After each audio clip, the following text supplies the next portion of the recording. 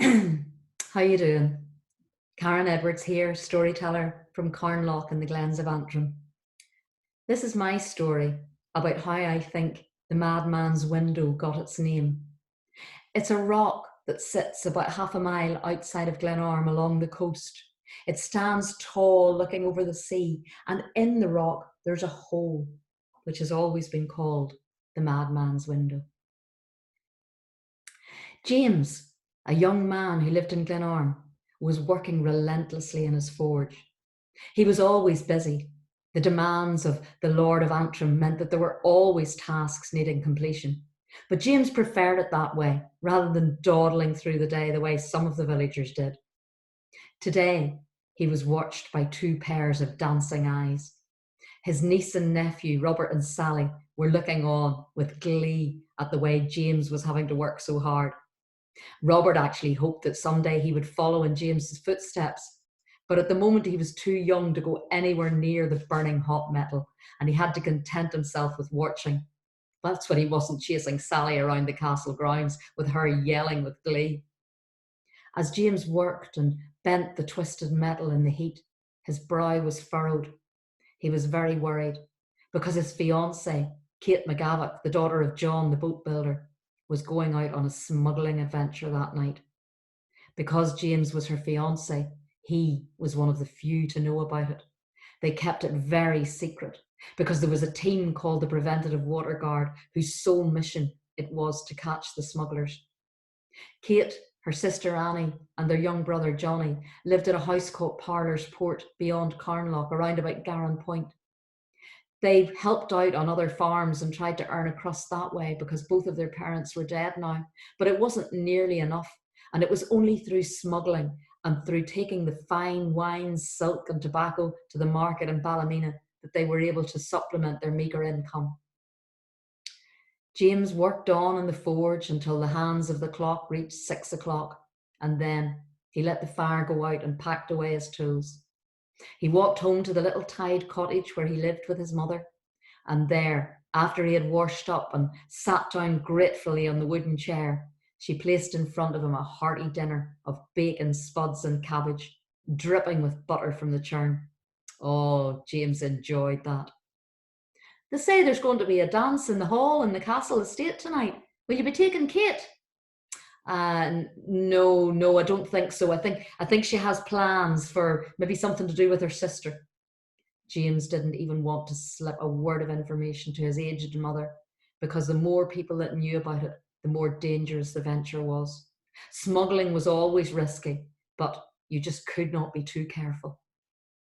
After dinner, James went on his favourite walk, the coastal path that led from Glenarm around the coast, round to that rock that stood with the hole in it.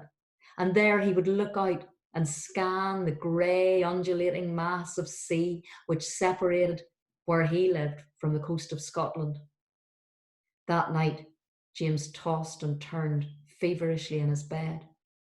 And in the morning, when he rose, the news was not good. The water guard had come upon the smugglers. Shots had been fired and Johnny had been hit. Kate, distressed with anguish, jumped into the sea to try and swim out to the vessel where her young brother lay dying. But the sea overpowered her and she was drowned. James was beside himself. He didn't know how to face life without her. Gone was any hope of marriage or raising a family of his own. What could he do? He walked out that coastal path once more. He stood. He looked out through the window in the rock, scouring the sea for a trace even of his lover's body. There was nothing. And every night from that day on, that young man could be seen staring out that hole in the rock, which, before too long, took on the name, the Madman's Window. And now I'm going to play a slow air called Silent O Moyle, because that is the Sea of Moyle.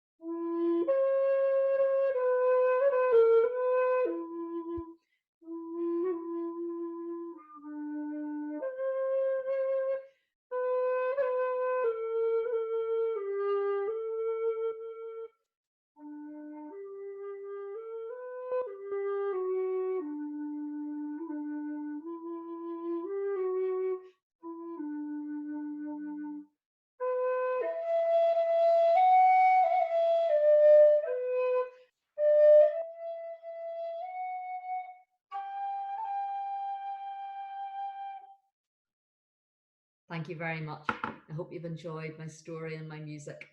See you again soon.